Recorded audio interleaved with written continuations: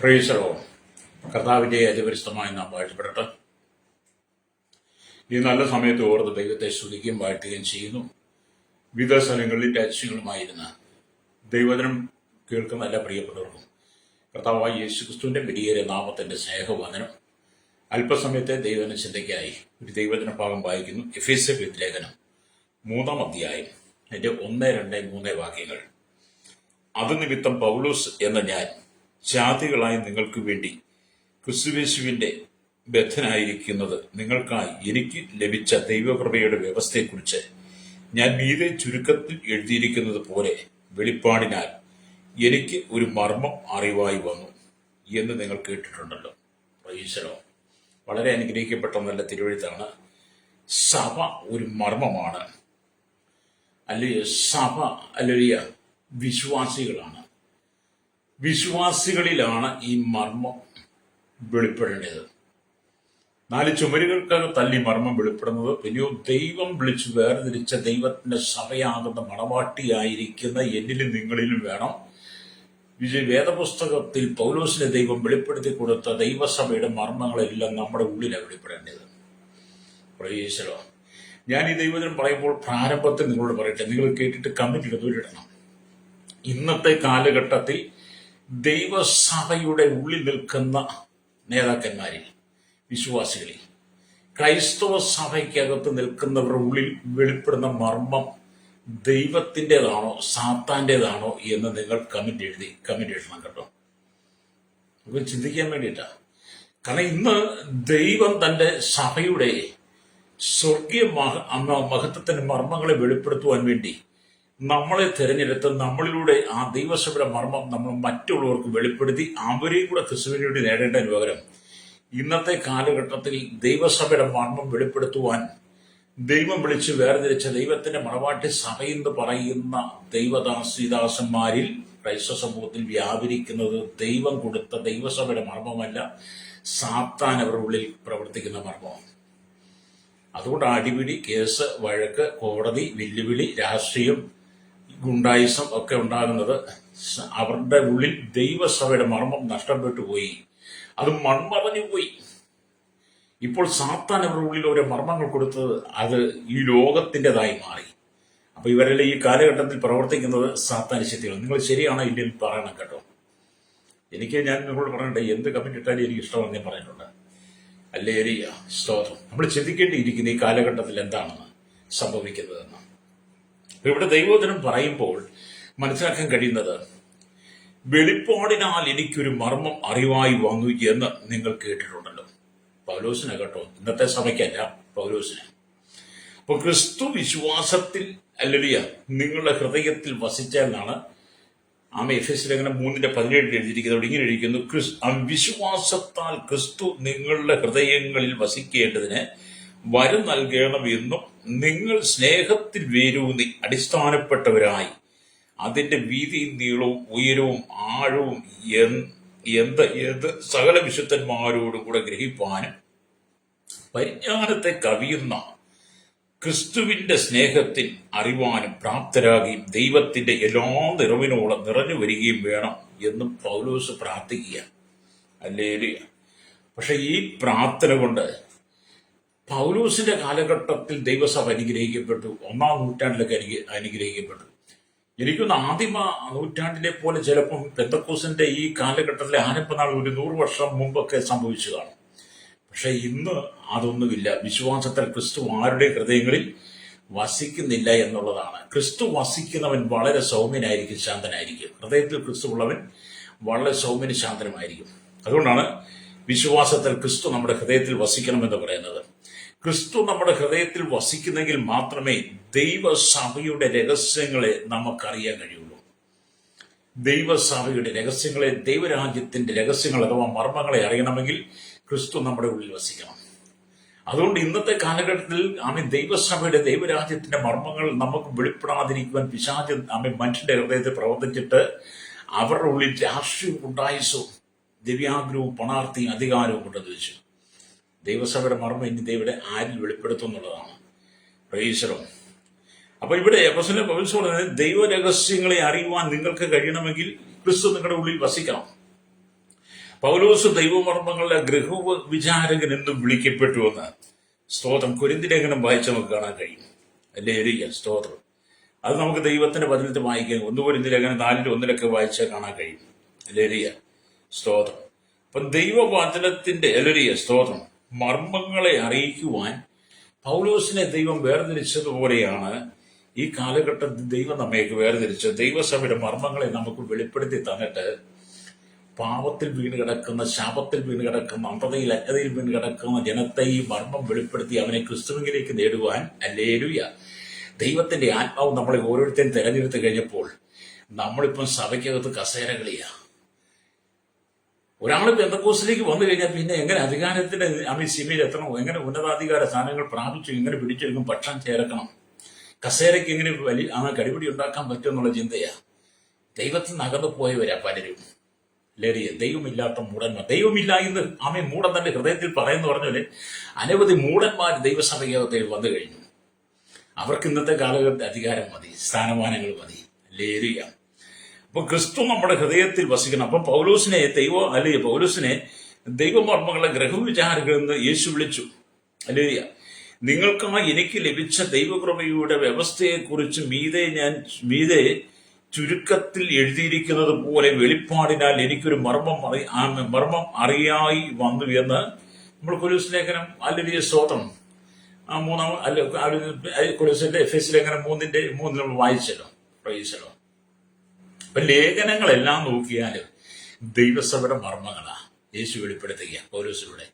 പൗലോസിന്റെ 14 ലേഖനങ്ങൾ നമ്മൾ വായിച്ചാലും ഈ മർമ്മം പൗലോസിന് വെളിപ്പെട്ടത്, പൗലോസ് അത് നമ്മളിലേക്ക് പരിശുദ്ധാത്മാവിൽ കൂടെ, ഹല്ലേലൂയ, പൗലോസിലൂടെ ദൈവം വെളിപ്പെടുത്ത പരിശുദ്ധാത്മാവിലൂടെ നമ്മളിലേക്ക് അയക്കാനായിട്ട് ആഗ്രഹിക്കുക. പക്ഷെ എവിടെ നമ്മൾ വെളിപ്പെടാനാ? നമ്മൾ ഈ മത്സരമാണ്. പ്രേക്ഷകരോ, അതുകൊണ്ട് എന്നെ കേൾക്കുന്ന പ്രശ്നിക്കുന്നത്, നിങ്ങൾക്ക് ചുറ്റിലും ധാരാളം രഹസ്യങ്ങൾ ഉണ്ടായിരിക്കാം. ചില കുടുംബങ്ങൾ ഹല്ലേലൂയ രഹസ്യങ്ങൾ സൂക്ഷിക്കുന്നവരായിരിക്കും, ചില കുടുംബങ്ങൾ രഹസ്യങ്ങൾ സൂക്ഷിക്കാത്തവരാണ്. മിലിറ്ററി, പോലീസ് എന്നിവർ ദേശത്തിന്റെ ഹല്ലേലൂയ പ്രമുഖരെല്ലാം എന്ത് ചെയ്യും? ദേശത്തിന്റെ രഹസ്യങ്ങളെ സൂക്ഷിച്ചു വെക്കും. ആരെങ്കിലും ചോർത്തി കൊടുക്കുന്നവരുണ്ടല്ലോ. നമ്മുടെ ഇന്ത്യയുടെ സൈന്യത്തിൽ നിന്നവർ പോലും ഇന്ത്യക്കെതിരെ ഇന്ത്യയുടെ രഹസ്യങ്ങളെ ചോർത്തി കൊടുത്തവരെ നമ്മൾ കഴിഞ്ഞ നാളിൽ കണ്ടില്ലേ? എല്ലാത്തിനകത്തും ഇങ്ങനെയുള്ള ചോർച്ചയുള്ളവരുണ്ട്. ഹല്ലേലൂയ. അപ്പൊ നമ്മൾ എന്ത് ചെയ്യണം? നമ്മൾ ദൈവസഭയുടെ മർമ്മങ്ങളെ രഹസ്യത്തിൽ സൂക്ഷിക്കുകയും മറ്റുള്ളവർക്ക് വെളിപ്പെടുത്തി കൊടുക്കുകയും ചെയ്യുന്നതായിരിക്കണം നമ്മുടെ ശുശ്രൂഷ എന്ന് പറയുന്നത്. ഹല്ലേലൂയ. അപ്പം ദൈവസഭയുടെ മർമ്മങ്ങളെ നമ്മൾ രഹസ്യമായി സൂക്ഷിക്കുക എന്ന് പറയുന്നതിനാണ് ദൈവം നമ്മുടെ ഉള്ളിൽ പരിശുദ്ധാത്മാവിനെ വെച്ചിരിക്കുന്നത്. Price the lord. ഹല്ലേലൂയ. അതേ സമയത്തിൽ തന്നെ ഹല്ലേലൂയ നാം ദേശത്തിന്റെ മറ്റിതര വിഭാഗങ്ങളുടെ ഹൃദയത്തിന്റെ രഹസ്യങ്ങളെ അറിയുവാനും വേണ്ടിയിട്ടാണ് ഈ മർമ്മ ദൈവം നമുക്ക് വെളിപ്പെടുന്നത്. ഒരു രാജ്യം മറ്റു രാജ്യത്തിന്റെ രഹസ്യങ്ങളെ തിരിച്ചറിയുന്ന പോലെ തന്നെ ദൈവം നമുക്ക് ഈ മർമ്മം വെളിപ്പെടുത്തി തന്നത്, നമ്മളിപ്പോൾ ആയിരങ്ങൾ, പതിനായിരങ്ങൾ, കോടാനുകോടി ജനം നമുക്ക് ചുറ്റും പാപത്തിൽ വീണ് കിടക്കുന്നുണ്ട്. ഹൃദയത്തിനകത്ത് വേദനയോടെ, സങ്കടത്തോടെ കടന്നു പോകുന്നവരുണ്ട്. അല്ലെങ്കിൽ അങ്ങനെയുള്ള കുടുംബങ്ങളുണ്ടോ? ഹൃദയത്തിന്റെ കുടുംബത്തിന്റെ രഹസ്യങ്ങളെ നാം മനസ്സിലാക്കിയെടുത്തിട്ട് അവർക്ക് ദൈവസഭയുടെ മർമ്മങ്ങളെ വെളിപ്പെടുത്തി കൊടുക്കുവാനുള്ള ഉത്തരവാദിത്ത ബോധം ആർക്കാണ് ദൈവം തന്നിരിക്കുന്നത്? ദൈവസഭയ്ക്ക്. ഹല്ലേലൂയ. താങ്കൾ അതിൽ എത്രമാത്രം ആ ദൈവസഭയുടെ മർമ്മം വെളിപ്പെടുന്നുണ്ട്? ഇന്നത്തെ അനവധി ആളുകളും ഈ കോട്ട് സൂട്ടിട്ട് പ്രസംഗിക്കുന്നത് മാത്രമേ ഉള്ളൂ. പ്രസംഗപാഠവും പ്രസംഗശാസ്ത്രം അവർ പഠിച്ചിട്ടുണ്ട്.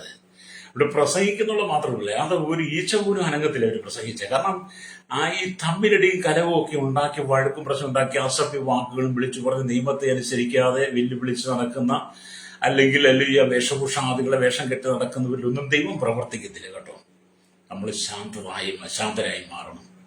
ശാന്തരായി മാറി വന്ന് കർത്താവിനോട് പറഞ്ഞ, കർത്താവേ, ദൈവവചനത്തിന്റെ ദൈവസഭയുടെ മർമ്മങ്ങളെ എനിക്ക് വെളിപ്പെടുത്തി തരണമേ. ആ മർമ്മങ്ങൾ എനിക്ക് പങ്കുവെക്കുവാൻ, എൻ്റെ ഹൃദയത്തെ സൂക്ഷിക്കുവാനുള്ള കൃപ എനിക്ക് നൽകണമേ. നമ്മൾ പ്രാർത്ഥിക്കണം. നമ്മൾ എത്രമാത്രം ദൈവത്തോട് അടുത്ത് വസിക്കുന്നു എന്ന് ദൈവം നമ്മെ ശ്രദ്ധിച്ചുകൊണ്ടിരിക്കുക കേട്ടോ. ഹല്ലേലൂയ. ഇവിടെ ദൈവത്തിന് വചനം പറയുന്നത്, ഹല്ലേലൂയ, ദൈവരഹസ്യങ്ങളും ദൈവിക മർമ്മങ്ങളുമുണ്ട്. ദൈവത്തിന്റെ രഹസ്യങ്ങളുമുണ്ട്, മർമ്മങ്ങളുമുണ്ട്. Praise the lord. ഹല്ലേലൂയ. അത് നമ്മൾ മനസ്സിലാക്കി വേണം നമ്മുടെ ജീവിതത്തെ നമുക്ക് മുന്നോട്ട് കൊണ്ടുപോകാൻ. ഹല്ലേലൂയ. നമ്മൾ ഈ സ്തോത്രം, ഹല്ലേലൂയ, ആവർത്തന പുസ്തകത്തിലേക്കൊക്കെ വരുമ്പോൾ കാണാൻ കഴിയും. ആവർത്തന പുസ്തകം 29 അതിന്റെ 28 വാക്യം വായിക്കാൻ കാണുന്നുണ്ട്. മറഞ്ഞിരിക്കുന്ന കാര്യങ്ങൾ നമ്മുടെ ദൈവമായ യഹോവയ്ക്കുള്ളവയത്രേ, വെളിപ്പെട്ടിരിക്കുന്നവയോ ഈ ന്യായപ്രമാണത്തിന്റെ സകല വചനങ്ങളും അനുസരിച്ച് നടക്കേണ്ടതിന് എന്നേക്കും നമുക്ക് നമ്മുടെ മക്കൾക്കും ഉള്ളതാകും. അപ്പം മറഞ്ഞിരിക്കുന്നത് കൊണ്ട്, രഹസ്യമാക്കിയത് കൊണ്ട് ദൈവരാജ്യത്തിന്റെ എല്ലാ മർമ്മങ്ങളും ദൈവം നമുക്ക് വെളിപ്പെടുത്തിയിട്ടില്ല. എന്നാൽ വെളിപ്പെടുത്തി തന്നത് എന്തിനാണ്? വെളിപ്പെടുത്തി തന്നിരിക്കുന്ന സകല വചനങ്ങളും അനുസരിച്ച് നടക്കേണ്ടതിന് എന്നേക്കും നമുക്കും നമ്മുടെ മക്കൾക്കും ഉള്ളതാണെന്നാണ് ആവർത്തന പുസ്തകം. അപ്പം വെളിപ്പെട്ട് കിട്ടിയ വചനത്തിന്റെ മർമ്മങ്ങൾ അനുസരിച്ച് ജീവിക്കുവാൻ കഴിയുമ്പോഴാണ് നമ്മുടെ ഉള്ളിൽ ആത്മാവിന്റെ സന്തോഷം വെളിപ്പെടുന്നത്. പ്രേക്ഷകർ, എന്നെ കേൾക്കുന്ന മാതാപിതാവേ, എത്ര കാലമായി ദൈവത്തെ ആരാധിക്കാൻ തുടങ്ങിയിട്ട്, എത്ര കാലമായി ദൈവത്തെ സ്തുതിക്കാൻ തുടങ്ങിയിട്ട്, ഇന്നുവരെ ഈ ദൈവവചനത്തിന്റെ മർമ്മങ്ങളെ, വളരെ മറഞ്ഞിരുന്ന മർമ്മങ്ങളെ ഒന്നെങ്കിലും നിനക്ക് ദൈവം വെളിപ്പെടുത്തിയതായിട്ടൊന്ന് പറയാമോ? അല്ലേ? ഇപ്പൊ നിങ്ങൾ ഒരുപക്ഷെ ഇത് കേൾക്കുമ്പോൾ ഒരുപക്ഷെ നിങ്ങൾ ഞാനത് ചെയ്തിട്ടുണ്ട്, ഇത് ചെയ്തിട്ടുണ്ട്, എനിക്കതറിയാം, ഇതറിയാന്ന് പറയും. പക്ഷെ നിന്റെ ഉള്ളിൽ കിടക്കുന്ന ആ ദുരാഗ്രഹത്തിന്റെ, അത്യാഗ്രഹത്തിന്റെ, രവിയാഗ്രഹത്തിന്റെ, ശണ്ടയുടെ, കലഹത്തിന്റെ, ഏഷണിയുടെ, നുണയുടെ, ചതിവിന്റെ, വഞ്ചനയുടെ, വ്യാജഭാവത്തിന്റെ ഒരു ആത്മാവുണ്ടല്ലോ നിന്റെ ഉള്ളിൽ. അധികാരത്തിന്റെ, കസേരയുടെ, രാഷ്ട്രീയത്തിന്റെ ഒരു ഭാവം ഉണ്ടല്ലോ നിനക്ക്. അതുകൊണ്ട് നിന്റെ ഉള്ളിൽ ദൈവവചനത്തിന്റെ മർമ്മങ്ങളെ ദൈവം വെളിപ്പെടുത്തത്തില്ല, എത്ര പറഞ്ഞാലും. പിന്നെ അമ്മ പ്രാർത്ഥിക്കുമ്പോൾ നിന്റെ ഉള്ളിൽ ഭൂതം ഇളകുന്നുണ്ടല്ലോ. പ്രാർത്ഥിക്കുന്ന നിന്റെ ഉള്ളിൽ ഭൂതം ഇളകുന്നപ്പോൾ നിനക്ക് അന്നേരവും ദൈവവചനത്തിന്റെ, ദൈവസഭയുടെ മർമ്മങ്ങളെ വെളിപ്പെടുത്തില്ല. ഭൂതത്തിന് എന്തായാലും ദൈവസഭയുടെ മർമ്മങ്ങൾ വെളിപ്പെടുത്തില്ല. പെന്തക്കോസിനകത്ത് നോക്കുമ്പോൾ ആമ ഒരു മീറ്റിംഗ് നടക്കുന്നിടത്ത് എവിടെ നോക്കിയാലും ഭൂതം ഇളകുന്നത് കാണാൻ കഴിയും. ഭൂതം ഇളകുന്ന ആ ഒരു സഭയ്ക്കകത്തും ഭൂതം ഇളകുന്ന ഒരു വ്യക്തിയിലും ദൈവസഭയുടെ മർമ്മങ്ങളെ വെളിപ്പെടുത്തുവാൻ ദൈവം ആഗ്രഹിക്കുന്നില്ല. നീ ഭൂതത്തെ ജയിച്ചു വരണം. ഇന്നത്തെ കാലഘട്ടത്തിൽ അനവധി ദൈവദാസഭ, ന്യൂ ജനറേഷൻ സഭകൾ കണ്ടില്ലേ, ഭൂതവിറക്കല അവരുടെ ശുശ്രൂഷ. ആ ഭൂതവിറക്കലും പണം ഉണ്ടാക്കലും. അവരെന്നിട്ട് ഭയങ്കര ദൈവവചനത്തിന്റെ മർമ്മങ്ങളെ, ദൈവസഭയുടെ മർമ്മങ്ങളെ വെളിപ്പെടുത്തും. പക്ഷെ ഒന്നും സംഭവിക്കുന്നില്ല. അവർക്ക് നേരിട്ടുണ്ട്, അവർ പണം ഉണ്ടാക്കുന്നുണ്ട്, കുറെ ആളുകളെ വഞ്ചിക്കുന്നുമുണ്ട്. സ്തോത്രം. നല്ലവരുമൊക്കെ ഉണ്ട് കേട്ടോ. ഹല്ലേലൂയ. രക്തം ചെയ്യും. നമ്മളേതാണ് തിരിച്ചറിയുന്നത്. ഇവിടെ പൗലോസ് പറയുന്നത് നമ്മൾ തിരിച്ചറിയുന്നുള്ളതാണ്. ആമീൻ, സ്തോത്രം. പൗലോസ് പറയുന്നത്, ഞാൻ മീതെ ചുരുക്കത്തിൽ എഴുതിയിരിക്കുന്നത് പോലെ. ഹല്ലേലൂയ. എഫെസ്യ ലേഖനം 2 ഹല്ലേലൂയ 3 വായിച്ചു വേണം കേട്ടോ. മീതെ ചുരുക്കത്തിൽ എഴുതിയിരിക്കുന്നത് പോലെ, ഹല്ലേലൂയ, ആമീൻ, എഴുതിയതുപോലെ വെളിപ്പാടിനാൽ എനിക്കൊരു മർമ്മം അറിവായി വന്നു നിങ്ങൾ കേട്ടിട്ടുണ്ടല്ലോ. ഹല്ലേലൂയ. നമുക്കും ഇത് തന്നെയാണെന്ന് ആവശ്യം. ഇവിടെ ഇതിന്റെ ചരിത്ര പശ്ചാത്തലമൊക്കെ നോക്കി, പഴയ നിയമ കാലഘട്ടത്തിൽ വെളിപ്പെടുത്തപ്പെട്ടു കിട്ടാതിരുന്ന പുതിയ നിയമത്തിൽ ദൈവം വെളിപ്പെടുത്തി തരിക. പഴയ നിയമ ഭക്തന്മാർക്ക്, പ്രവാചകന്മാർക്ക് വെളിപ്പെടുത്തി കൊടുക്കാതിരുന്ന ദൈവസഭയുടെ മർമ്മങ്ങളെയാണ് പുതിയ നിയമസഭയ്ക്ക് പരിശുദ്ധന്മാർ വെളിപ്പെടുത്തി തരുന്നത്. ഇന്നത്തെ കാലഘട്ടത്തിൽ നമ്മുടെ സഭ എത്ര പരാജയപ്പെട്ടു പോയി. നമ്മുടെ സഭ എത്രമാത്രം കേരളത്തിൽ, ഭാരതത്തിൽ, ലോകരാജ്യങ്ങൾ പരാജയപ്പെട്ടു. ക്രൈസ്തവ സമൂഹം എത്രമാത്രം പരാജയത്തിലേക്ക് പോയി. അതുകൊണ്ടല്ലേ ഈ ന്യായവിധി മുഴുവൻ ദൈവസഭയ്ക്ക് നേരെ, ക്രൈസ്തവ സമൂഹത്തിന് നേരെ കടന്നു വരുമ്പോൾ നമ്മൾ എങ്ങനെയെങ്കിലും മടങ്ങി വരണം കേട്ടോ, പരിശുദ്ധാത്മാവിന് വിധേയപ്പെട്ട്. ഹല്ലേലൂയ. ഇപ്പം പഴയ നിയമസഭയ്ക്കും ഭക്തന്മാർക്കും പഴയ നിയമ വിശുദ്ധന്മാർക്കും വെളിപ്പെടാതിരുന്നത് പുതിയ നിയമസഭയ്ക്ക് പൗലോസിലൂടെ ദൈവം വെളിപ്പെടുത്തി തരുന്നു. ആ സത്യങ്ങളാണ് മർമ്മം എന്ന് പറയുന്നത്. ഈ മർമ്മത്തെക്കുറിച്ച് ലേഖനത്തിൽ ആമീൻ പല പ്രാവശ്യം പറഞ്ഞിരിക്കുന്നു. എഫേസ്യ ലേഖനം 1:9, 3:3, 4:5, 5:32, ഹല്ലേലൂയ 32 ഒക്കെ ആമേ കാണാൻ കഴിയും. Price the lord. ഹല്ലേലൂയ. അപ്പൊ ഇതൊക്കെ ദൈവാത്മാവ് വെളിപ്പെടുത്തിയതാണ്. 1 കൊരിന്ത്യർ ലേഖനം 14:2, ഗലാത്യ ലേഖനം 1:11, 17 ഒക്കെ ഈ മർമ്മങ്ങളെ കുറിച്ച് പൗലോസ് വെളിപ്പെടുത്തുന്നുണ്ട്. നിങ്ങൾ അപ്പൊ അതൊക്കെ ഒന്ന് വായിച്ചു നോക്കണം കേട്ടോ. നമുക്ക് എല്ലാ വാക്യങ്ങളും വായിച്ച് വിശദീകരിക്കാൻ പറ്റാത്തത് കൊണ്ടാണ് വാക്യങ്ങൾ പറഞ്ഞത്. ചരിത്രം കൂടെ ഞാൻ പറഞ്ഞത് കേട്ടോ. ഹല്ലേലൂയ. അപ്പൊ ഇവിടെ ദൈവത്തിന് പറഞ്ഞു, 1 കൊരിന്ത്യർ ലേഖനം 12:12 പറയുന്നത് പോലെ യേശു ക്രിസ്തുവിൽ ഒന്നായി തീർന്ന സഭയാണ്, ഹല്ലേലൂയ, ഇവിടെ ഈ മർമ്മം എന്ന് പറയുന്നത്. കർത്താവായ യേശു ക്രിസ്തുവിൽ ഒന്നായി തീർന്ന, ചിതറിക്കിടന്ന, പാപത്തിൽ വീണ് കിടന്ന, ശാപത്തിൽ വീണ് കിടന്ന, ഇരുളിൽ കിടന്ന, സാത്താന്റെ അധീനിൽ വീണ് കിടന്ന, ഈ ലോകത്തിന്റെ ജടികമായ സുഖങ്ങൾക്കകത്ത് വീണ് കിടന്നിരുന്ന, ഹല്ലേലൂയ, കോടാനുകൂടി ജനങ്ങളെ ദൈവം ലോകത്ത് നിന്ന് വേർതിരിച്ച് ഒന്നിച്ചു കൊണ്ടുവന്ന് ചേർത്ത് നിർത്തിയ ദൈവസഭയാണ് ഏറ്റവും വലിയ മർമ്മം എന്ന് പറയുന്നത്. അതിൽ താങ്കൾ അംഗമാണോ? ദൈവസഭയുടെ മെമ്പർഷിപ്പിനകത്തെ അംഗമല്ല ഞാൻ ചോദിച്ചത്. IPCയിലോ ഷാരോനാട്ടോ ഏജിലോ ന്യൂഡിയിലോ ചർച്ചകളിലോ അതുപോലെ ഏജിയിലോ അല്ലെങ്കിൽ ഏതൊരു ഇന്ത്യൻ ചർച്ചകളോ അങ്ങനെയുള്ള സഭയ്ക്കകത്ത് മെമ്പർഷിപ്പിനെ കുറിച്ചല്ല ഞാൻ ചോദിച്ചത്. ദൈവസഭയുടെ അംഗമാണോ നിങ്ങൾ? ദൈവാത്മാവ് വെളിപ്പെടുത്തിയ സഭയുടെ മർമ്മം, ആ മർമ്മം എന്ന് പറയുന്ന സഭ, ആ സഭയുടെ മെമ്പറാണോ? ദൈവസഭയുടെ മെമ്പറാണോ? പണ്ട് ഞങ്ങളുടെ സൗകര്യം വരുമായിരുന്നു. കുന്നംകുളത്തും കുന്നംകുളത്തും തൃശ്ശൂരും എല്ലാം കുറെ സഭകളിൽ പോയതാ. ഒരു പെൺകുട്ടിയാ കേട്ടോ. അതിന്റെ അമ്മയും അങ്ങനെ പോയിട്ടുണ്ട്. എല്ലാ സഭയിലും ചെന്ന് സ്നാനപ്പെടാൻ തുടങ്ങി. ആരും സ്നാനപ്പെടുത്തിയില്ല, ഒരു സ്നാനപ്പെടുത്തിയില്ല. എല്ലായിടത്തും ഒരു പണപ്പിരിവ് നടത്തിയിട്ടുണ്ട് കേട്ടോ. ഇപ്പോഴും പണപ്പിരിവ് നടത്തുക അല്ലേ? അപ്പൊ നമ്മളതിനെക്കുറിച്ച് ശക്തമായിട്ട് ഇവിടെ സംസാരിച്ചു കഴിഞ്ഞപ്പോൾ എന്ത് ചെയ്തു? അവർ ദൈവസഭയ്ക്ക് വിധേയപ്പെട്ട് ദൈവസഭയിൽ വന്നു. സഭയുടെ മർമ്മമാണ്, അവരാണ് സഭയെന്ന് മനസ്സിലാക്കി കഴിഞ്ഞപ്പോൾ അവർ ദൈവസഭയെ തീരുമാനിച്ചു, ഞാൻ അവരെ സ്നാനപ്പെടുത്തി കഴിഞ്ഞപ്പോൾ അവർ പറയാം, ഞങ്ങളുടെ സഭയ്ക്ക് മെമ്പർഷിപ്പ്, ഞങ്ങൾ തൃശ്ശൂരിൽ നിന്നപ്പോൾ ഞങ്ങളുടെ സഭയ്ക്ക് പറയുന്ന മെമ്പർഷിപ്പുണ്ട്, ഞങ്ങൾ സഭയുടെ അംഗങ്ങളാണ്, അവിടെ ഭൂത വിളമ്പുഴൊക്കെ ഞങ്ങളെയാണ് പിടിക്കാനും നിർത്താനൊക്കെ ഏൽപ്പിക്കുന്നതെന്ന്. ഞാൻ പറഞ്ഞ പിന്നെ അവിടെ പോയി പിടിച്ചു, അതല്ലേ നല്ലത്. ഭൂത വിളകുന്ന സഭയിൽ പോയി, അവരൊക്കെ ഭൂതമാണല്ലോ, അവരുടെ ഭൂതങ്ങളുടെ മർമ്മമാണ് അവരുടെ സഭയിൽ വെളിപ്പെടുന്നത്. എന്തായാലും അധികം നാളെ സൗകര്യം വലിയ തള്ളയും മോൾ ഇവിടെ നിന്നില്ല കേട്ടോ. ദൈവത്തിനും സ്വാമി പറയാൻ തുടങ്ങി കഴിയുമ്പോഴത്തേക്കും അവരുടെ ഉള്ളിലെ ഭൂതം ഇളകാൻ തുടങ്ങി. അല്ലേ? അപ്പൊ ഇവിടെ പൗലോസ് വെളിപ്പെടുത്തുന്ന ദൈവസഭ എന്ന് പറയുന്ന മർമ്മം ഞാനും നിങ്ങളുമാ.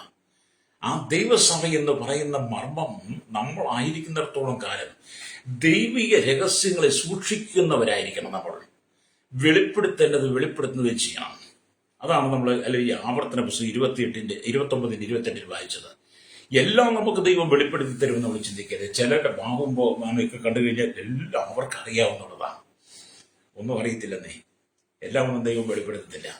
അപ്പൊ ഇവിടെ ദൈവത്തിന്റെ വചനം പറയുന്നത് അല്ലെ, ക്രിസ്തുവിൽ ഒന്നായി ചേർന്നതാണ് സഭ. അതാണ് ദൈവമർമ്മം എന്ന് പറയുന്നത് അല്ലേ? അപ്പൊ ആത്മാവിനാൽ മഹത്വമാർന്ന മർമ്മങ്ങളെ കുറിച്ചുള്ള വെളിപ്പാട് പ്രാപിക്കുമ്പോൾ പൗലോസ് ആത്മാവിലായിരുന്നു. അല്ലേ? സ്തോത്രം. അമ്മ എന്ന് പറഞ്ഞാല് മഹത്വമാർന്ന കൃപകൾ, മഹത്വമാർന്ന വെളിപ്പാടുകൾ, ഇതൊക്കെ പൗലോസ് പ്രാപിക്കുന്ന സമയങ്ങളിൽ പൗലോസ് ആത്മാവിലായിരുന്നു. പരിശുദ്ധാത്മാവിൽ നിറയപ്പെട്ട് ദൈവത്തിന് വേണ്ടി വളരെ പ്രയോജനപ്പെട്ട് പ്രാർത്ഥനയോടെ നിൽക്കുന്ന സമയത്താണ് ദൈവസഭയുടെ മർമ്മങ്ങൾ പൗലോസിനധികം വെളിപ്പെടുത്തിയത്. ഈ സമയത്ത് പൗലോസ് പരിശുദ്ധാത്മാവിൽ നിറയപ്പെട്ട് നിൽക്കുന്ന വ്യക്തിയാണ്. ഹല്ലേലൂയ. ഇന്നത്തെ കാലഘട്ടത്തിൽ പരിശുദ്ധാത്മാവിൽ നിറയപ്പെട്ട് നിൽക്കുന്ന വ്യക്തിയെ നിങ്ങൾക്ക് കാണിക്കാൻ കഴിയുമോ? ഏതെങ്കിലും സമൂഹത്തിൽ കാണിക്കാൻ കഴിയുമോ? അങ്ങനെ ഉണ്ടെങ്കിൽ കാണിക്കണം. എന്നെ കൂടെ കൂട്ടിയാ പറഞ്ഞു, നിങ്ങളെ കാണിക്കണം. അല്ലെങ്കിൽ ഞാനുണ്ട് അല്ലെങ്കിൽ ഇന്നയാളുണ്ടെന്ന് നിങ്ങൾ പറയണം കേട്ടോ. ഒരുത്തരും ഇല്ല. എല്ലാവരും വിളി ശണ്ടയും കലകവും കയറിക്കിടക്കുക. അല്ലേരിയ സ്തോത്രം, പ്രൈസലോ. മാനസാന്തരപ്പെട്ട് മടങ്ങി വന്നെങ്കിൽ ദൈവരാജ്യത്തിനൊക്കെ പോകാൻ പറ്റത്തില്ല. ഇവിടെ കിടന്ന് കൈയടിച്ച് അവനെ കൊട്ടിപ്പാടിയത് കൊണ്ടോ, ഇവിടെ വേഷഭൂഷാദികൾ അണിഞ്ഞ് ക്രിസ്ത്യാനിയുടെ വേഷം ധരിച്ചത് കൊണ്ടോ, ഇവിടെ നോമ്പുകളൊന്നും ആകെ പിടിച്ചത് കൊണ്ടോ ഒന്നും പ്രയോജനം. ഇപ്പൊ അങ്ങനെ ഡിസംബർ 25 യേശു ജനിക്കുന്നതിന് ഒരു നോമ്പാ. അല്ലേ? ഞാൻ ക്രൈസ്തവ സഭ എന്നത് പറ്റുമല്ലേ? യേശു ജനിക്കുന്നതിന് യേശു ജനിക്കട്ടെന്നേ. അത് 2025 വർഷം മുമ്പ് നടന്നതല്ലേ? ഇനിയും നമ്മൾ എല്ലാ വർഷവും യേശു ജനിക്കുന്നതിന് വേണ്ടിയിട്ട് നമ്മൾ നോമ്പെടുക്കേണ്ട കാര്യമുണ്ടോ? അതിനുവേണ്ടി നോമ്പെടുക്കണമെന്ന് ഞാൻ പറയുന്നില്ല. പക്ഷെ നീ നോമ്പെടുക്കുന്ന, ഉപവാസം എടുക്കുക, വ്രതം എടുക്കുന്നെങ്കിൽ നിന്റെ ആവശ്യങ്ങൾക്ക് വേണ്ടി, നിന്റെ കുടുംബത്തിന് വേണ്ടി, തലമുറയ്ക്ക് വേണ്ടി, ദേശത്തിന് വേണ്ടി, സമൂഹത്തിന് വേണ്ടി, നഷ്ടപ്പെട്ടു പോകുന്ന ആത്മാക്കൾക്ക് വേണ്ടി, ദേശത്തിന്റെ ഉണർവിന് വേണ്ടി, പാപത്താൽ നിറയപ്പെട്ട സമൂഹം വിടിവിക്കപ്പെടുവാൻ പാപത്തിന് മടങ്ങിയൊരു ദൈവസഭയുടെ അനുഗ്രഹത്തിന് വേണ്ടി ആയിരിക്കണം നീ ആമനലിയ ഉപവാസം എടുക്കേണ്ടത്, അത് വ്രതം എടുക്കേണ്ടത്, നോമ്പെടുക്കേണ്ടത്. അല്ലാതെ യേശു ജനിക്കുക, ഇനി യേശു ജനിക്കത്തില്ല. ഇവിടെ യേശു ക്രിസ്തുവിന് ഒരിക്കൽ മാത്രമല്ല, രണ്ടാമതൊരു ജന്മമില്ല. എന്നെ കേൾക്കുന്ന മാതാപിതാക്കളോട് ഞാൻ ചോദിക്കുന്ന, സഹോദരോട് ചോദിക്കുക, ക്രൈസ്തവ വിശ്വാസത്തോട്, രണ്ടാമത് നിങ്ങൾ ജനിക്കുമോ? രണ്ടാമത് നിങ്ങൾക്ക് അമ്മയുടെ ഉദരത്തിലേക്ക് മടങ്ങിപ്പോയിട്ട് തിരിച്ച് ജനിക്കാൻ കഴിയും? നിക്കോമോദിയോസ് ചോദിക്കുന്നുണ്ടല്ലോ അത്. അല്ലെങ്കിൽ യോഹന്നാന്റെ വിശേഷത്തിൽ അല്ലെങ്കിൽ 3-ാം അധ്യായത്തിൽ നിക്കോദിമോസ് യേശുവിനോട്, ഇനി ഞാൻ അമ്മയുടെ ഉദരത്തിലേക്ക് പോയിട്ട് മടങ്ങി വരാൻ ജനിക്കാൻ പറ്റുമോ? വീണ്ടും രണ്ടാമത് ജനിക്കാൻ വീണ്ടും ജന്മം. അത് ക്രിസ്തുവിൽ ജനിക്കുക, ക്രിസ്തു നമ്മളിൽ ജനിക്കുക എന്നുള്ളതാണ്. അപ്പൊ 2025 വർഷങ്ങൾക്ക് മുമ്പ് കാൽവരി ക്രൂശിൽ നമുക്ക് വേണ്ടി മരിച്ചടക്കപ്പെട്ട കർത്താവ് യേശു ക്രിസ്തുവിന്റെ ജനനത്തെ നാം മുമ്പ് കൂട്ടി വായിക്കുമ്പോൾ ആ ജനനം നമ്മുടെ ഹൃദയത്തിൽ സംഭവിക്കണം. എല്ലാ വർഷവും യേശു ക്രിസ്തു ജനിച്ചിട്ട് നിക്കറിട്ട് പള്ളിയിൽ പോകുന്ന, അല്ലെങ്കിൽ നിക്കറിട്ട് സ്കൂളിൽ പോകുന്ന, നഴ്സറി പോകുന്ന ഒരു വ്യക്തിയല്ല. യേശു ഒരു ശിശുവായിട്ട് ജനിച്ചത് യേശു ദൈവമാണെന്നൊക്കെ വെളിപ്പെടുത്താൻ വേണ്ടിയിട്ടാണ്. യേശുക്കളുടെ ദൈവത്വം മനുഷ്യത്വം വെളിപ്പെടുത്താൻ വേണ്ടിയിട്ടാണ് യേശു ഒരു ശിശുവായി ജനിച്ചത്. ആ യേശുവിന് ശിശു അല്ല കേട്ടോ, യേശു ദൈവമാണ്. ആ ഒരു ബോധ്യം നിനക്കുണ്ടാകണം. ഈ മർമ്മമൊക്കെ നിങ്ങൾക്ക് വെളിപ്പെട്ട് കിട്ടിയെങ്കിൽ മാത്രമേ നിങ്ങൾ ദൈവസഭയാകത്തുള്ളൂ. ലേരിയ അല്ലെങ്കിൽ നിങ്ങൾ എന്നും ഇങ്ങനെ ലോകപ്രകാരം ലോകക്കാരെ ചെയ്യുന്നവർ ചെയ്തുകൊണ്ടിരിക്കും. ഇവിടെ പൗലോസ് എപ്പോഴും ആത്മാവിലായിരുന്നു എന്നുള്ളതാണ്. അതുകൊണ്ട് യോഹന്നാൻ അവരെയാ യേശു സ്നേഹിച്ച യോഹന്നാൻ അപ്പോസ്തലൻ. യോഹന്നാനെ പത്മോസിലേക്ക് നാട് കടത്തിയെങ്കിലും യോഹന്നാൻ അല്ലെങ്കിൽ പത്മോസിലും ആത്മാവിലായിരുന്നത് കൊണ്ടാണ് മേലാൽ സംഭവിക്കാൻ പോകുന്ന കാര്യങ്ങളെ കുറിച്ചുള്ള മർമ്മം യോഹന്നാന് ദൈവം വെളിപ്പെടുത്തി കൊടുത്തത് വെളിപ്പാട് പുസ്തകമായിട്ട് നമുക്ക് എഴുതി തന്നത്. അപ്പൊ യോഹന്നാനും ആരായിരുന്നു? ആത്മാവിൽ നിറയപ്പെട്ട വ്യക്തിയായിരുന്നു. പൗലോസും ആത്മാവിൽ നിറയപ്പെട്ട വ്യക്തിയായിരുന്നു. അവർക്കാണ് ദൈവസഭയുടെ മർമ്മങ്ങളെ ദൈവം വെളിപ്പെടുത്തിയത്. ഹല്ലേലൂയ. അപ്പൊ യോഹന്നാൻ പത്മോസിൽ ആത്മവിവശതയിലായിരുന്നത് പോലെ വെളിപ്പാട് പുസ്തകം 1:10 വായിക്കാൻ കഴിയും. മത്തായിയുടെ സുവിശേഷം 16-17 വായിച്ച്, ദൈവം തിരഞ്ഞെടുത്ത് ഇസ്രായേലിനെ സഭ എന്ന് വിളിക്കുന്നുണ്ടെങ്കിലും അവർക്ക് പുതിയ സഭയോട് ബന്ധമില്ല.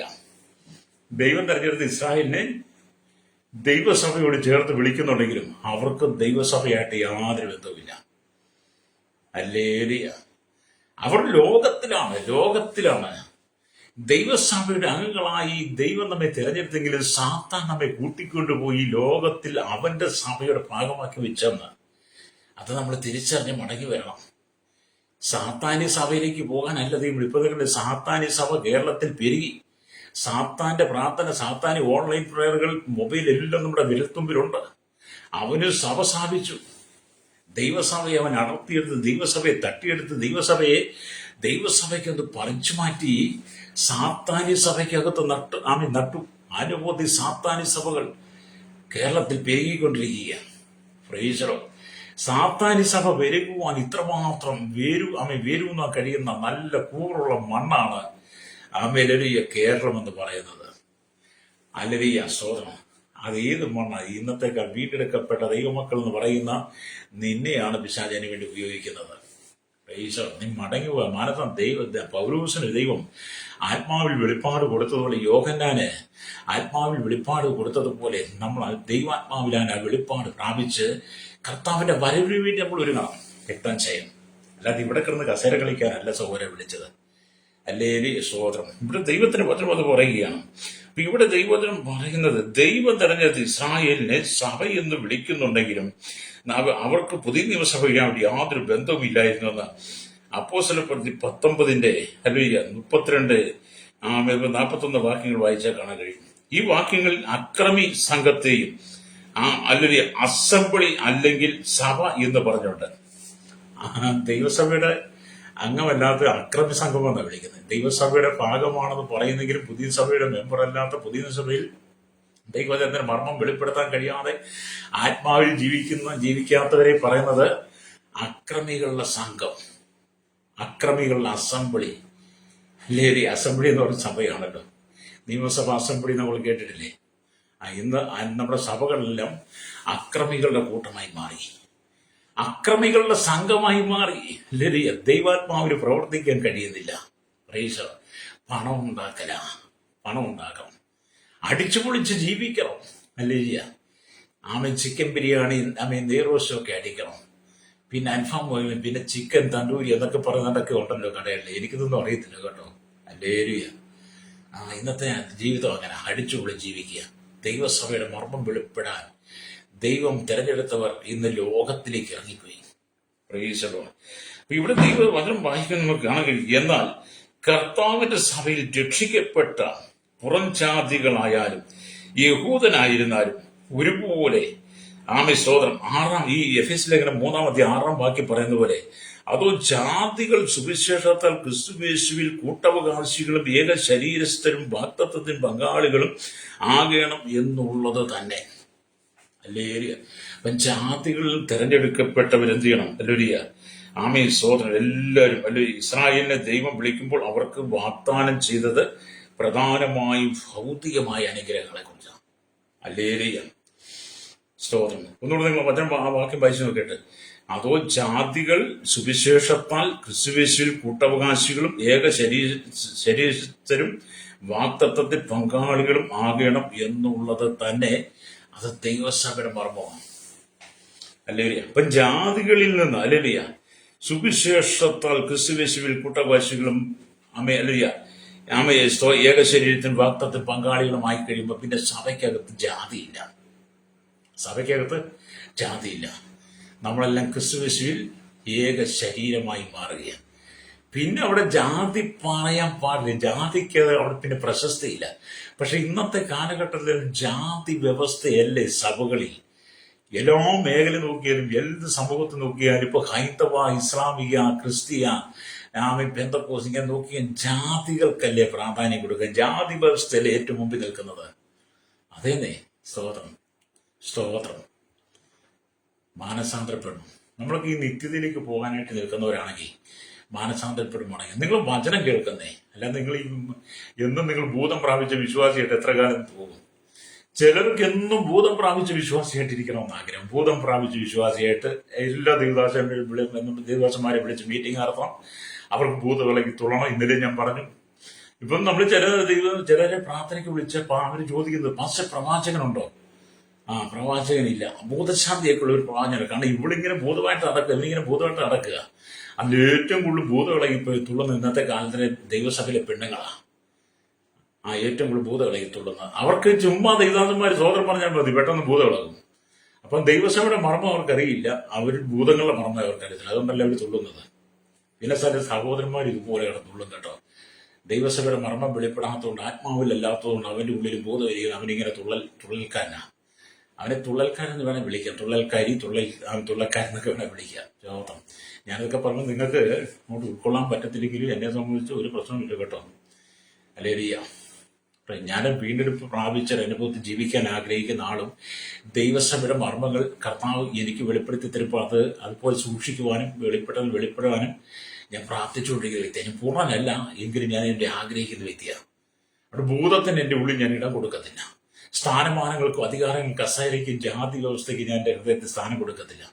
ദൈവീയാഗ്രഹത്തിനും അത്യാഗ്രഹം ഈ ലോകത്തെ ലൗകികമായ ജീവിതങ്ങൾക്കും ഇംഗിതങ്ങൾക്കും വേണ്ടി എൻ്റെ ഹൃദയത്തിൽ സ്ഥാനം കൊടുക്കത്തില്ല. പ്രൈസലോ. എനിക്ക് ദൈവമായിട്ടൊരു അടുത്ത ബന്ധം. കാരണം കർത്താവ് വരാൻ സമയമായില്ലേ? നിങ്ങൾ അങ്ങനെയൊക്കെയാണോ? എന്നെ കേൾക്കുന്ന മാതാപിതാവേ, നിന്റെ ആത്മജീവിതം നീ തകർത്ത് കളയരുത്. കഴിഞ്ഞ ദിവസം ഒരു സഹോദരി പറഞ്ഞു കേട്ടില്ലേ, ഞാൻ പെന്തക്കോസുകാരെ മുഴുവൻ എല്ലാവരും എന്നോട് ചോദിക്കാറുണ്ട്, നിങ്ങൾ പെന്തക്കോസുകാരിയാണോ?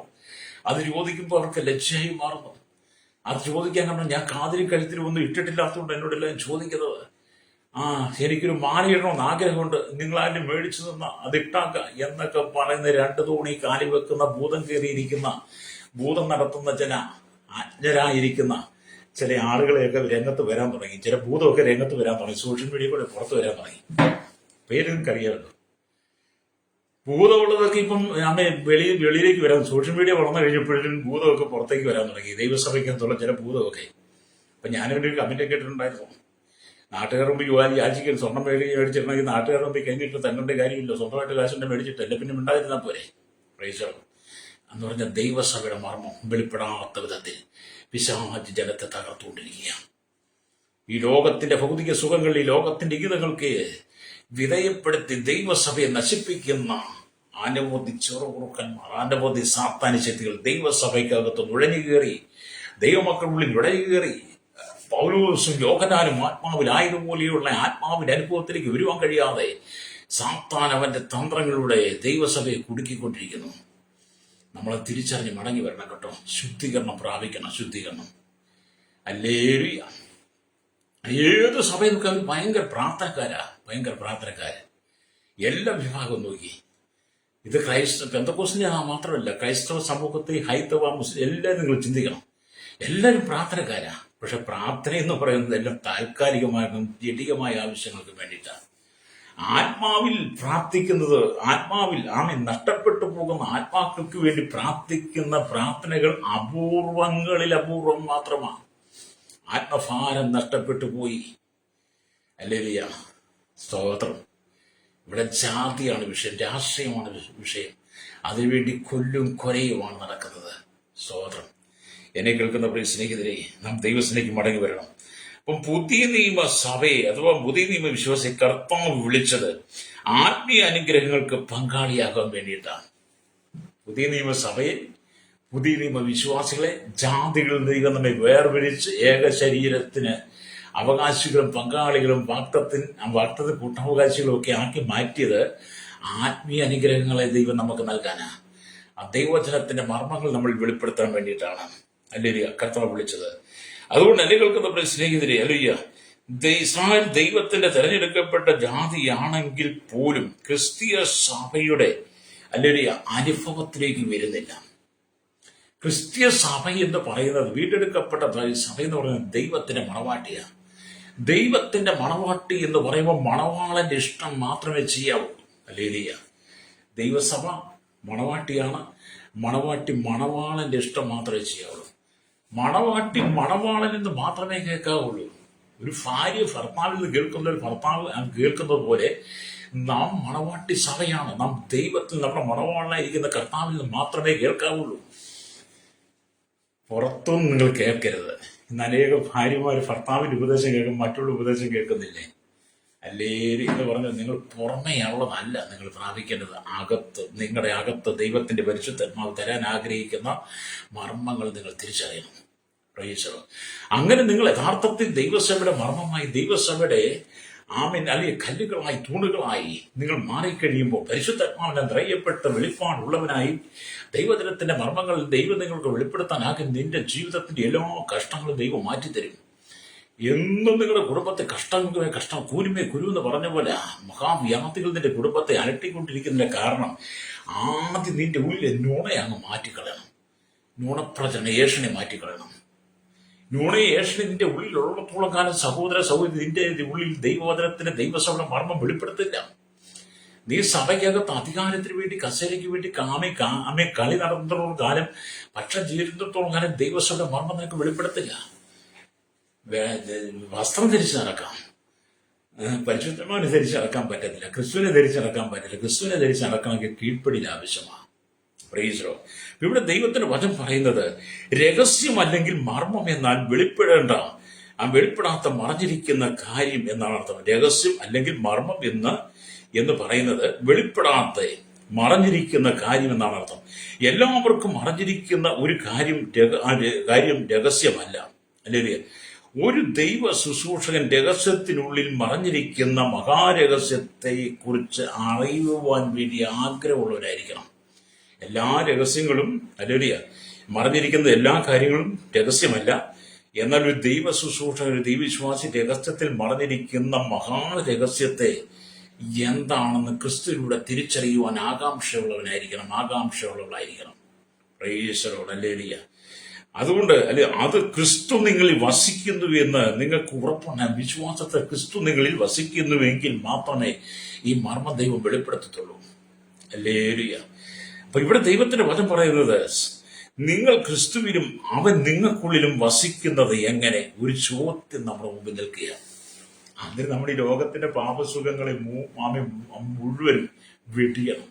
ഈ ലോകത്തിന്റെ പാപസുഖങ്ങളെ മുഴുവൻ വെടിഞ്ഞിട്ട്, ലോകത്തിന്റെ മോഹങ്ങളെ മുഴുവൻ വെടിഞ്ഞിട്ട്, യേശു തന്നെ സുവിശേഷത്തിൽ പറഞ്ഞിട്ടുണ്ട്, ഒരുവൻ എന്നെ അനുഗമിപ്പാൻ ഇച്ഛിച്ചാൽ, ഒരുത്തൻ എന്നെ അനുഗമിപ്പാൻ ഇച്ഛിച്ചാൽ തന്നെത്താൻ ത്യജിക്കണം. ലോകസുഖങ്ങളെ മുഴുവൻ ത്യജിക്കണം. ലോകത്തിന്റെ ഇമ്പങ്ങളെ മുഴുവൻ ത്യജിക്കണം. ശരീരത്തിന്റെ ജഡത്തിനെ മോഹങ്ങളെ മുഴുവൻ ത്യജിച്ച് അല്ലേ. അപ്പൊ ഒരുവൻ തന്നെ ഒരുത്തന്നെ അനുഗമിപ്പിച്ചാൽ തന്നെത്താൻ ത്യജിച്ച് കർത്താവിന്റെ ക്രൂശ് എടുത്ത് അല്ലേ കർത്താവിനെ അനുഗമിക്കണം. ഇന്നത്തെ കാലം കുരിശ് ചുമക്കുന്നവരുണ്ട്. അവരെ കുറിച്ചല്ല പറഞ്ഞത്. കർത്താവിനോട് കൂടെ കഷ്ടം സഹിക്കാൻ തയ്യാറാകുമ്പോൾ അല്ലേലിയ നമ്മൾ ദൈവസഭയുടെ അനുഭവത്തിലേക്ക്, ആ പെന്തക്കോസ്തിന്റെ അനുഭവത്തിലേക്ക് എത്തണം.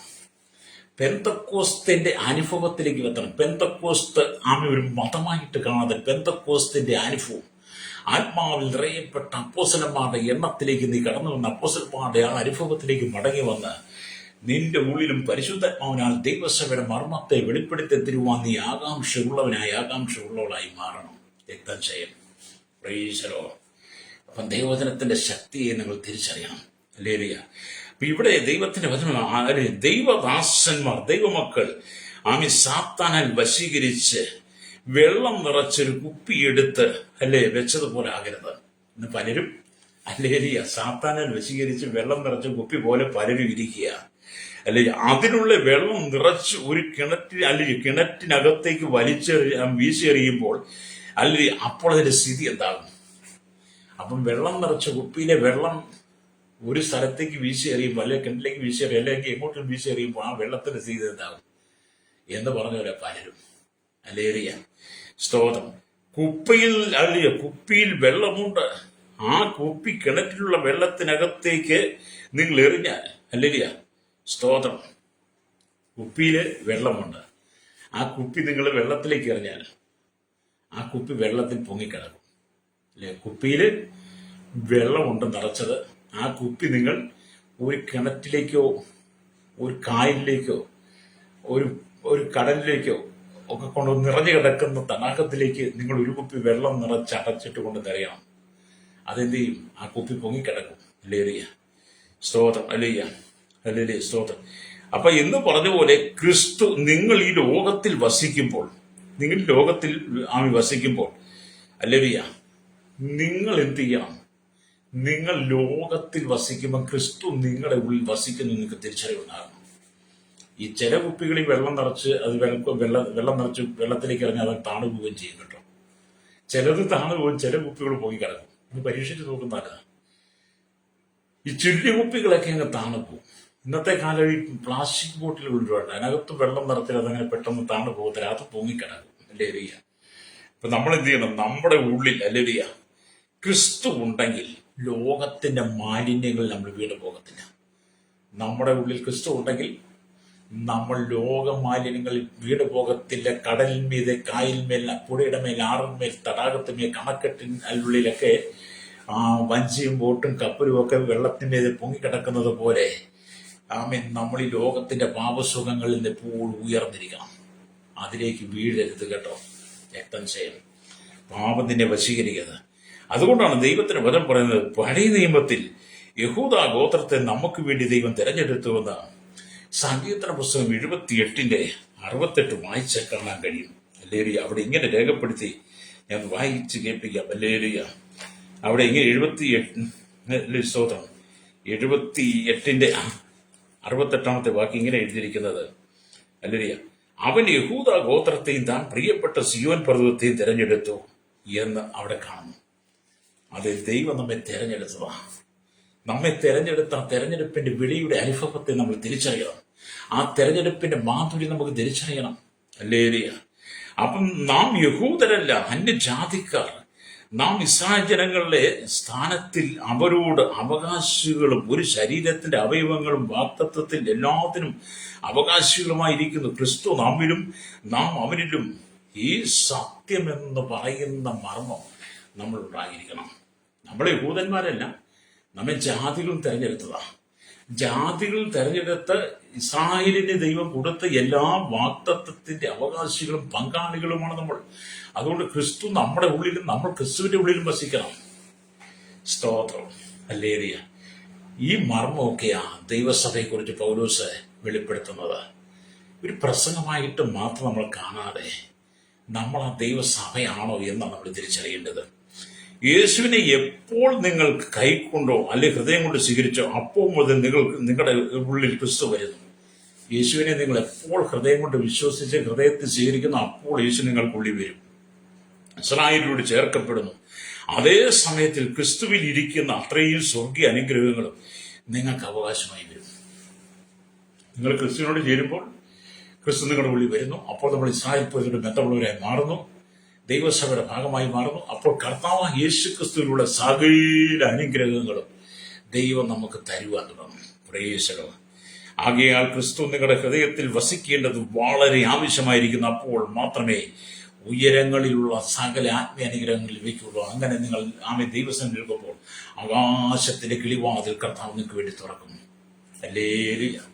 ആകാശത്തിന്റെ കിളിവാതിൽ ദൈവം നിങ്ങൾക്ക് വേണ്ടി തുറന്ന് സ്ഥലം പോരാതെ വരുമ്പോഴും ദൈവം നിങ്ങളെ അനുഗ്രഹിക്കും. ദൈവസഭയുടെ മർമ്മം, ആ സഭയുടെ മർമ്മമായിരിക്കുന്ന ദൈവസഭ എന്ന് പറയുന്ന മർമ്മത്തിന്റെ പ്രധാന പങ്കായിരിക്കുന്ന നിന്നിൽ ദൈവസഭയുടെ ദൈവരാജ്യത്തിന്റെ മർമ്മങ്ങൾ വെളിപ്പെട്ട് തുടങ്ങുമ്പോൾ, ക്രിസ്തുവിന്റെ ഉള്ളിൽ വസിക്കുമ്പോൾ, കർത്താവിലുള്ള സകല അനുഗ്രഹങ്ങളും ദൈവം നിനക്ക് നിന്റെ തലമുറയ്ക്ക് വേണ്ടി തരാൻ തുടങ്ങും. ആകാശത്തിന്റെ കിളിവാതിൽ തുറന്നിട്ട് സ്ഥലം പോരാതെ വരുവോളം. എഫേസ്യ ലേഖനം 1:3-10 ഏർത്ത വായിച്ചു വായിക്കുകയാണെങ്കിൽ സ്വർഗ്ഗത്തിലെ സകല ആത്മീയ അനുഗ്രഹവും ദൈവം നിനക്ക് നിന്റെ കുടുംബത്തിന് തരാൻ തുടങ്ങും. Price the lord. ഹല്ലേലൂയ. അതുകൊണ്ട് എന്നെ കേൾക്കുന്ന പ്രശ്നരീതി, ആ മർമ്മം ഇപ്പോൾ അവന്റെ വിശുദ്ധ ഹല്ലേലൂയ അപ്പോസ്തലന്മാർക്കും പ്രവാചകന്മാർക്കും ആത്മാവിനാൽ വെളിപ്പെട്ടതുപോലെ പൂർവ്വകാലങ്ങളിൽ മനുഷ്യർക്ക് അറിവായിരുന്നില്ല എന്ന് എഫേസ്യ ലേഖനം 3:6 വായിച്ചത്.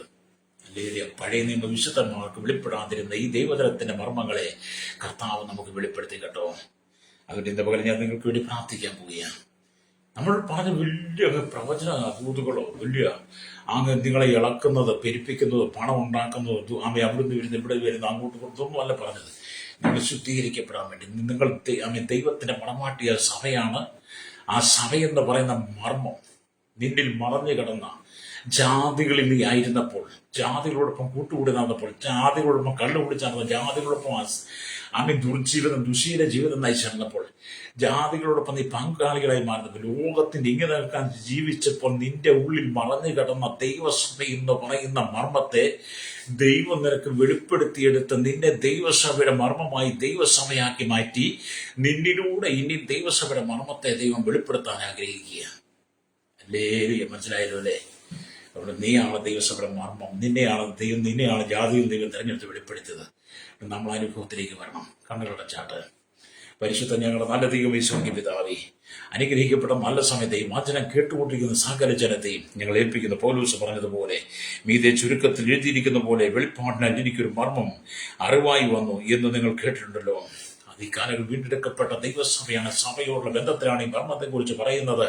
കഴിഞ്ഞ കാലങ്ങളിൽ ഞങ്ങൾ മറഞ്ഞു കിടന്ന മർമ്മത്തെ ഞങ്ങൾക്ക് വെളിപ്പെടുത്തി ഞങ്ങൾ ദൈവസഭയാണ്, ദൈവസഭയുടെ മർമ്മമാണ് ഞങ്ങൾക്ക് ബോധ്യമാക്കി തന്ന കർത്താവിലൂടെ ഒരു ആത്മീയജീവിതം നയിച്ച് കർത്താവ് മറ്റുള്ളവർക്ക് ഈ മർമ്മത്തെ വെളിപ്പെടുത്തി കൊടുക്കുവാൻ ശൈശവത്തിനും ബാല്യത്തിനും കൗമാരം യുവനത്തിനും വാർത്തരും അച്ഛൻ്റെ യാചകരും ഓർഫനേജ് ഓൾറെഡി വിവിധാൻ താഴ്കല ജനത്തെ ദൈവസഭ ദൈവമക്കളെ എല്ലാ ക്രൈസ്തവ സമൂഹത്തെയും ജാതിയിൽ നിന്ന് വലിയൊരു കൂട്ടം ജനം വിശ്വാസത്തിൽ കടന്നു വന്ന അവരുടെ ഉള്ളിൽ മറഞ്ഞു കിടക്കുന്ന മർമ്മമായിരിക്കാൻ ദൈവസഭയുടെ അനുഭവത്തിലേക്ക് അവരെ നയിക്കുവാൻ ജനത്തെ ഒരുക്കണമേ. എല്ലാ കർത്താവ് 7 ഭൂഖണ്ഡങ്ങളായിരിക്കുന്ന 800 കോടി ജനം ജാതി മത വർഗ വർണ്ണ വ്യത്യാസമില്ല കുടിലോട്ട് കൊട്ടാരത്തിൽ പാർക്കുന്ന സാമൂഹിക ജനങ്ങൾ എല്ലാ ഗോത്രഭാഗങ്ങളെയും ദൈവാസികൾ ആദിവാസി ട്രൈബിന്റെ എല്ലാ ഭരണാധികാരികളെയും രാജ്യരാഷ്ട്ര അധികാരികൾ ക്രമസമാധാന പാലം നിയമ ജുഡീഷ്യൽ എല്ലാ ഭാഗങ്ങളിലും കർത്താവ് എല്ലാ രാഷ്ട്രീയക്കാരെയൊക്കെ ദൈവങ്ങൾ ഏൽപ്പിക്കുന്നു. കർത്താവ് ഇവർക്ക് വെളിപ്പെടാതെ കിടക്കുന്ന ഒരു മർമ്മമുണ്ട്. അവർ ദൈവസഭയുടെ മർമ്മമാണ്. അവർ ദൈവത്തിന്റെ മണവാട്ടിയാന്ന് അവർക്ക് വെളിപ്പെടാതെ കിടക്കുന്ന രഹസ്യത്തെ ഈ ദിവസങ്ങൾ വെളിപ്പെടുവാൻ അവരുടെ ഹൃദയത്തെ പരിശുദ്ധന്മാർ പ്രവർത്തിക്കുന്നതിനായി ഞങ്ങൾ ദൈവരങ്ങൾ ഏൽപ്പിച്ച് പ്രാർത്ഥിക്കുന്ന ഈ ലോകത്തിന്റെ പാപസ്വങ്ങളിട്ട് മടങ്ങി വന്ന് ജനം മാനസാന്തരപ്പെടുവാൻ, ദൈവസഭ മാനസാന്തരപ്പെടുവാൻ, ദൈവദാസദാസന്മാർ മാനസാന്തരപ്പെടുവാൻ, ദൈവരങ്ങളിൽ ജനത്തെ കഷ്ടങ്ങൾ മാറട്ടെ, രോഗങ്ങൾ മാറട്ടെ, ശാപങ്ങൾ മാറട്ടെ, ബന്ധനം കഴിയട്ടെ, മഹാവ്യാധിയിൽ വിടിവിക്കണമേ, കടക്കണിയിൽ വിടിവിക്കണം. കർത്താവ് വിവിധ പ്രതിസന്ധികൾ കടന്നു അനേക കുടുംബങ്ങൾ തകർന്ന് ധരിപ്പണമായിരിക്കുമ്പോൾ അതിലൊക്കെ ഈ ജനം വിടിവിക്കപ്പെടുവാൻ യേശുവിന്റെ കരങ്ങളിൽ ഏൽപ്പിക്കുകയാണ്. ദൈവമക്കളെ ദൈവദാസന്മാർ ഈ മർമ്മത്തിന്റെ അവകാശികളായി ക്രിസ്തു അവരിൽ എപ്പോഴും വെളിപ്പെട്ട് നിറഞ്ഞു നിൽക്കുന്ന അനുഭവത്തേക്ക് ദൈവമക്കളും ദൈവസഭയിൽ കടന്നുവരുന്നതിനായി പ്രാർത്ഥിക്കുന്ന കർത്താവ് സകല ദിവ്യാഗ്രഹ എല്ലാ അധികാരത്തിന്റെ എല്ലാ സ്ഥാനമാന കൊതികളും മാറി സാത്താന്റെ ഇപ്പൊ കയ്യിലെ ഉപകരണങ്ങളായി മാറാതെ എല്ലാം ക്രിസ്തുവിന്റെ സഭയാകുന്ന മണവാട്ടിയായി കർത്താവിന്റെ വരവിനായി ഒരുങ്ങിയിരിക്കുവാൻ എല്ലാവരെയും ഒരുക്കണം. യേശുവിന്റെ നാമത്തിൽ തന്നെ ആമേൻ ആമേൻ.